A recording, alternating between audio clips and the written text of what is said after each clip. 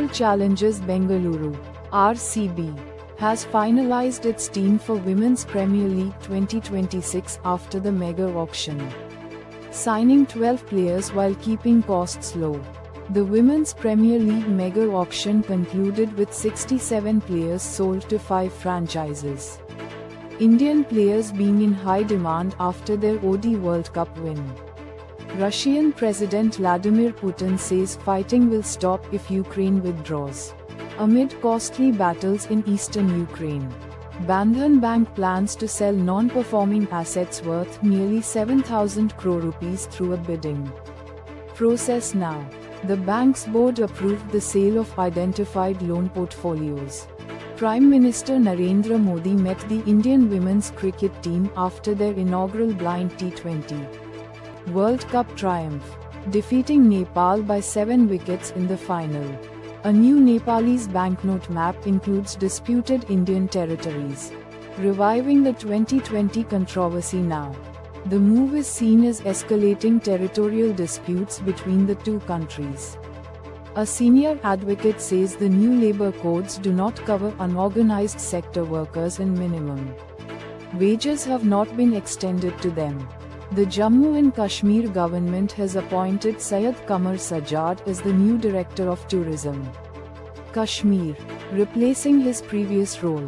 Karnataka Chief Minister Siddaramaiah responded to Deputy D.K. Shivakumar's "Word Power is World Power" post, taking a cryptic dig in a bid to address their ongoing power struggle. The Central Industrial Security Force has revised the tenure of its personnel deployed at Parliament to a minimum of 4 years. Effective immediately, Prime Minister Narendra Modi shared a social media post expressing happiness ahead of his visit to Udupi's Sri Krishna Math on November 28. China's Alibaba launches Quark AI-powered glasses in China, competing with Meta's dominance in wearable AI accessories. Integrated with Quan AI model for voice-activated AI interactions.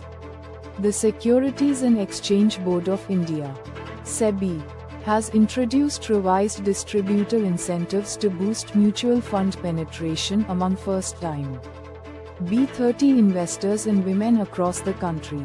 Now, the new Tata Sierra offers plenty of features in its base variant and pushes boundaries with its top spec variant, featuring numerous functional features and a design-forward approach. Indian billionaire Mukesh Ambani is investing $11 billion United States dollars to build 1 gigawatt data centers in Andhra Pradesh by 2030 through a joint venture. Reliance News reports. Adani Defence Systems acquires majority stake in Flight Simulation Techniques Centre Private Limited (FSTC) for 820 crore rupees, boosting pilot training capacity. Advocacy groups urge India to remove barriers to lenacapavir, a long-acting HIV prevention medicine offering nearly 100% protection for World AIDS Day. Efforts. 6 deaths reported due to Marburg virus in Ethiopia. Health officials emphasize key warning signs and preventive measures for safety. Scientists confirm moss spores remain viable after nearly a year in space, making them suitable for extreme environments with temperature fluctuations and radiation exposure. NASA's Perseverance rover detects electrical discharges or mini lightning in the Martian atmosphere, often associated with whirlwinds and dust devils. Epic's Tim Sweeney opposes forcing game devs to declare AI usage, while Steam already requires disclosure for generative AI content in games. Epic Games boss Tim Sweeney calls for Steam to drop its requirement for developers to disclose AI-generated content in their games, suggesting this could go too